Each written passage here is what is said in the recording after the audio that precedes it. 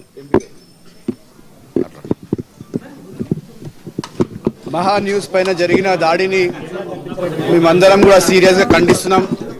ఇప్పుడే పెద్దలు హైదరాబాద్ నగర ఇన్ఛార్జ్ మినిస్టర్ గారు పున్నం ప్రభాకర్ గారు చెప్పినట్టు ఈ దాడిని నిజంగా కూడా ఈ దాడి వెనుక ఎవరైతే ఉన్నారో, ఎవరైతే దాడి వెనుక మాస్టర్ మైండ్ ఉన్నారో వాళ్ళని కూడా వాళ్ళపైన కూడా విచారణ చేయాలని కూడా ఆదేశాలు ఇవ్వడం జరిగింది. ఎవరైతే దాడికి వచ్చారో వాళ్ళందరూ ఫుటేజ్ సీసీ కెమెరాలో రికార్డే ఉన్నది. ఎవ్వరు కూడా ఎక్కడ తప్పించుకోవడానికి ప్రయత్నం చేసినా కూడా ఎక్కడ పోలేరు. వాళ్ళందరినీ కూడా తొందరలో పట్టుకొచ్చి అరెస్ట్ చేసి వాళ్ళకు తగిన శిక్ష కూడా ఇవ్వడానికి లా అండ్ ఆర్డర్ తరఫున కూడా వాళ్ళు రెడీగా ఉన్నారు.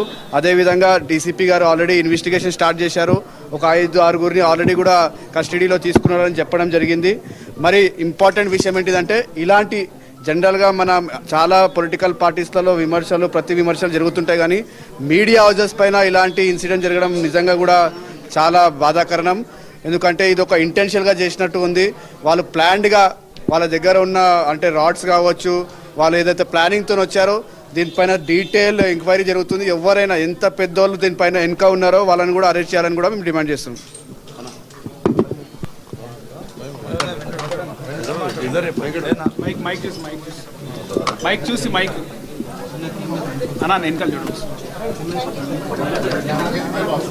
ప్రజాస్వామ్యంలో మీడియా అనేది జరుగుతున్న వాస్తవాల్ని ప్రజల దృష్టికి తీసుకొచ్చే ప్రయత్నం చేస్తుంది. ఆ వాస్తవాల్ని ప్రజల దృష్టికి తీసుకొచ్చే ప్రయత్నంలో భాగంగా మా న్యూస్ టెలికాస్ట్ చేసిన అంశాలపైన ఉద్దేశపూర్వకంగా ఏదైతే బీఆర్ఎస్ పార్టీ నాయకులు ఒక ట్వీట్ పెట్టి వాళ్ళ కార్యకర్తల్ని రెచ్చగొట్టి ఈరోజు ఆఫీస్ పైన దాడులకి పాల్పడే విధంగా వివరించడం జరిగింది. తప్పనిసరిగా ముఖ్యమంత్రి గారు ఆదేశాల మేరకు మంత్రి గారు, అదేవిధంగా టెంబరీస్ వైస్ చైర్మన్ ఫహీం గారు, అదేవిధంగా అనిల్ కుమార్ యాదవ్ గారు మేము ఇక్కడ రావడం జరిగింది. తప్పనిసరిగా ఈ యొక్క దాడిని తీవ్రంగా ఖండిస్తున్నాము. ఎవరైతే ఈ దాడికి పాల్పడరో వాళ్ళపైన ప్రభుత్వం కఠినమైన చర్యలు తీసుకుంటుంది. పోలీస్ శాఖ ఆల్రెడీ దీనిపైన ఇన్వెస్టిగేట్ చేస్తుంది. సంఘాలు, సోషల్ యాక్టివిస్ట్ కూడా ఈ యొక్క ప్రజాస్వామ్యం పైన ఏదైతే ఈరోజు ఈ దాడి జరిగిందో అందరం కూడా ఏకదాటిపైకి వచ్చి ఈ యొక్క దాడిని ఖండించాల్సిన బాధ్యత మనపైన ఉందని చెప్పి అందరూ కూడా బయటికి రావాల్సిందిగా విజ్ఞప్తి చేస్తున్నాం.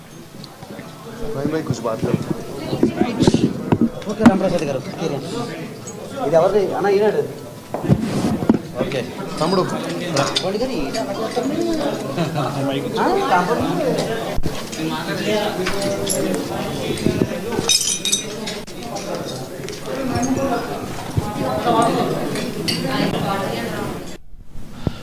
సో కొద్దిసేపటి క్రితం మహా న్యూస్ హౌస్పై దాడి చేయడం, బీఆర్ఎస్ గోండాలు దాడి చేయడం అనేది ఒక విధంగా సిగ్గు చర్య, పిరికి పంద చర్య, కార్యకర్తల రౌడీ మోకల అనేది ఇప్పుడు ప్రశ్న తలెత్తుతోంది. బీఆర్ఎస్ ముసుగులో గోండాలు, కార్యకర్తలు పెద్ద పెద్ద రాళ్లు, ఐరన్ రాడ్స్ వేసుకొని వచ్చి ఏం చేద్దామని వచ్చారు? దాడులు చేసి చంపేద్దామనా? అంటే మీరు చేసిన నిర్వాకాన్ని సిట్ ఏదైతే చెప్తోందో ఆ వాస్తవాలని మేము ప్రసారం చేస్తున్నందుకు మా నోరుని కట్టేయడానికి వచ్చారా? కట్టేయడానికైతే మీరు వాస్తవాలను తీసుకొస్తే మీరు చెప్పేది నిజమా, మేం చెప్పేది నిజమా అనేది ప్రజలు తేల్చుకుంటారు. అంటే పత్రికా స్వేచ్ఛపై హత్యాయత్నం చేస్తారా?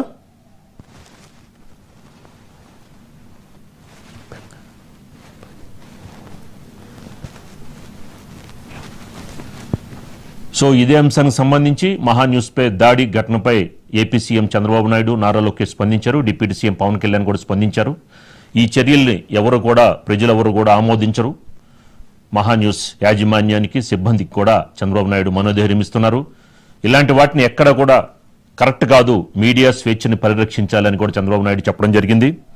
అలాగే పవన్ కళ్యాణ్ గారు కూడా మాట్లాడుతూ కూడా ఇది సమంజసం కాదు అని చెప్పని కూడా మాట్లాడడం జరిగింది. ఏమన్నా ఉంటే మీరు చట్ట ప్రకారం వెళ్ళొచ్చు, కానీ ఈ విధంగా ఎంతవరకు